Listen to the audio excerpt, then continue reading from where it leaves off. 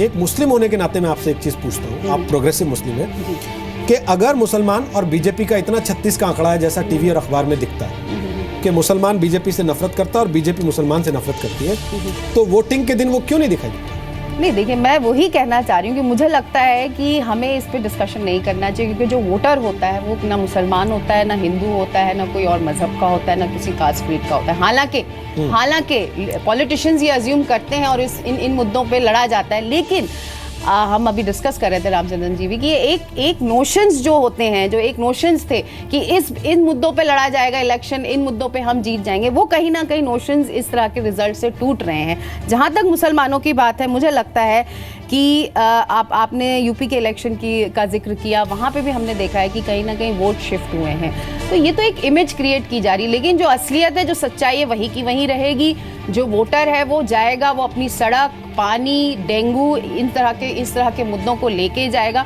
मुझे ये बताइए, केजरीवाल जी कहते हैं कि मैं डेंगू से मुक्त कर दूंगा दिल्ली को, उन्होंने कोई उसका प्लान ऑफ एक्शन दिया है? अगर बीजेपी जीतती है तो आपके बच्चों को डेंगू और चिकनगुनिया के जिम्मेदार आपको नहीं, तो ये वही मैं बता रही हूँ ना कि रियलिटी चेक है। आपको मुद्दों पे बात करनी होगी, प्रैक्टिकलिटी पे बात करनी होगी, आपको काम करना होगा, आपको दिल्ली की जनता को बेवकूफ नहीं समझना होगा। मुझे लगता है कि जो इलेक्शन विधानसभा का जब हुआ था, जिस तरह का इनको मैंडेट मिला था, उसके बाद इनको ये समझ में आ जाना चाहिए, और तब से लेके अब तक उनकी हमने सिर्फ शिकायतें ही सुनी। आपने बहुत अच्छा जिक्र किया इश्तेहारों का, जहां आपको अपनी पार्टी को प्रमोट करना है, जहां आपको अपनी पार्टी को आगे दिखाना है, वहां तो आप पब्लिक टैक्स पेयर्स का पैसा यूज कर रहे हैं, दूसरी जगह आप सवाल उठा रहे हैं। आपको क्या, काम करने वाले के लिए शिकायत नहीं होती, काम करने वाला जो है वो अपना काम करेगा। अगर आप 30% 100% नहीं कर सकते, आप 30% काम करिए, तो ये जवाब जनता मांगेगी, और ये जवाब जनता ने मांगा है।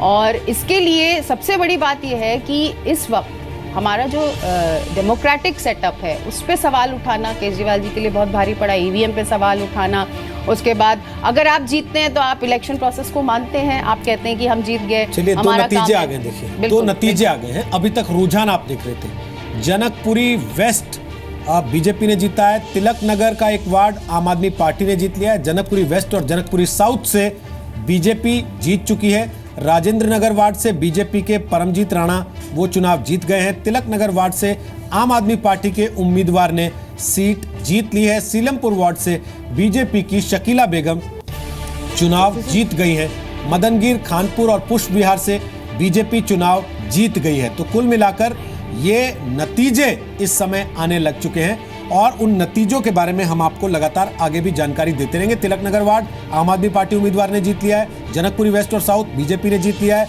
सीलमपुर वार्ड बीजेपी की शकीला बेगम ने जीत लिया है, मदनगीर, खानपुर और पुष्प विहार से बीजेपी चुनाव जीत गई है। जगजीवन शर्मा हमारे साथ आ गए हैं, वो कांग्रेस पार्टी के नेता और प्रवक्ता हैं दिल्ली के, महाबल मिश्रा की जगह अब इस चर्चा में हमारे साथ शामिल हो रहे हैं। जगजीवन जी, सुबह से ऐसा लग रहा था नंबर 2 की पार्टी तो हो ही जाएगी कम से कम कांग्रेस, पर किस्मत इतनी अच्छी है नहीं, नंबर 3 पे रह गए। अभी तक के रुझान तो ये कह रहे हैं। नहीं, देखिए, हम लोग नंबर की लड़ाई नहीं लड़ रहे, लेकिन समय भी बताएगा हम लोग नंबर 2 की पार्टी रहेंगे, लेकिन हम नंबर 1 की लड़ाई लड़ने के लिए आए थे। बिल्कुल इसमें कोई दो राय नहीं है। दिल्ली की जनता के फैसले का सम्मान करते हैं। हमारी हमेशा नीयत रही है कि दिल्ली की समस्याओं को लेकर निरंतर लड़ते रहें, सत्ता में रहें या ना रहें, लेकिन हमने दिल्ली की जनता की लड़ाई ईमानदारी से लड़ी है और आगे भी लड़ेंगे। हम अपनी जिम्मेदारी से पीछे हटने वाले नहीं। मैं बड़ा स्पष्ट तौर पर कह देना चाहता हूँ, जो लोग आज दिल्ली की जनता की जीत को लेकर इतने खुश हैं, उन भाजपा के नेताओं को मैं सिर्फ यही कहना चाहता हूँ कि 10 साल में जो उनकी उपलब्धियाँ अगर रही हैं तो वो उसकी बात उन्होंने कभी चर्चा नहीं की।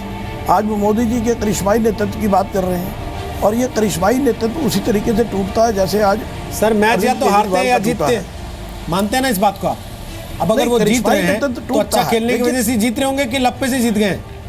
नहीं, जनता बेवकूफ है। इसको भी मैं किसी जीत को कोई दूसरा नाम नहीं देना चाहता। जीत होती है, लेकिन इस बात को लेकर जो लोग इतरा रहे हैं, मैं उनको कह देना चाहता हूँ कि ये बहुत ज़्यादा इतराने की बात नहीं है। काम की जीत होती है, और काम अभी दिल्ली में 10 साल नहीं हुआ। काम तो यूपी में बोल रहा था आपका, जिसका सपोर्ट कर रहे थे आप। नहीं, मैं भी आप ऐसे ही कहने लगे थे चुनाव हारने के बाद।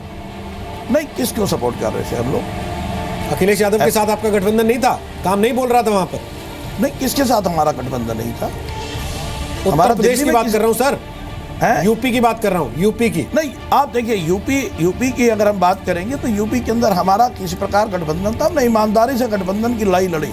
हम वहाँ उस गठबंधन से पीछे हटने वाले नहीं हैं बिल्कुल भी। हमने वो लड़ाई लड़ी, ईमानदारी से लड़ी, चाहे जनता का फैसला कुछ भी रहा हो।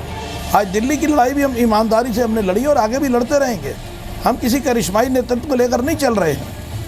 अगर हम अपने शीर्ष नेतृत्व की बात करें तो राहुल गांधी भी ईमानदारी से आज हिंदुस्तान के अंदर जनता की लड़ाई को लड़ रहे हैं। हम झूठ की लड़ाई नहीं लड़ते मोदी जी की तरह। हम जनता बेवकूफ है ना, झूठों को वोट देती है हर बार।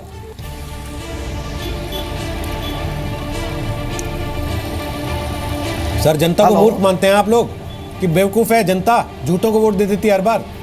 नहीं, मैंने ये कभी नहीं कहा। उड़ीसा में भी देती है, कर्नाटक में भी देती है। देखिए, मैंने ये आपको नहीं कहा कि मैं उत्तर प्रदेश में भी देती है, सम्मान करता हूं, गोवा में भी देती है, दिल्ली में भी देती है। तो जनता ने फैसला तो अरविंद केजरीवाल के पक्ष में भी दिया था। अभी 2 साल में करिश्मा टूट गया बिल्कुल, और वही बात होगी जल्दी।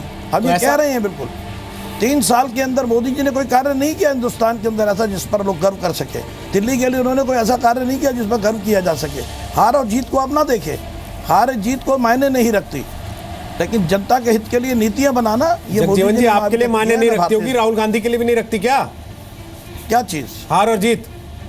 नहीं, हार जीत हमने कब कहा कि बिल्कुल नहीं है। हमने अगर पंजाब में जीत की है तो उस जीत को आप अगर कुछ नहीं मानकर चलते तो ये आपका मानना है। क्या पंजाब की जीत को राहुल गांधी की जीत से अलग रख सकते हैं? क्या आप गोवा में हमारी बढ़त को अलग रख सकते हैं? आप ही के नेता कहते हैं। मणिपुर में हमारी बढ़त को आप अलग रख सकते हैं? आप ये देखिए 5 राज्यों में हुआ, और किस प्रकार उत्तराखंड में दल बदल की जीत हुई है। भारतीय जनता पार्टी की जीत नहीं, दल बदल की जीत हुई है। सर, आप अपने नेताओं को संभाल नहीं पाते।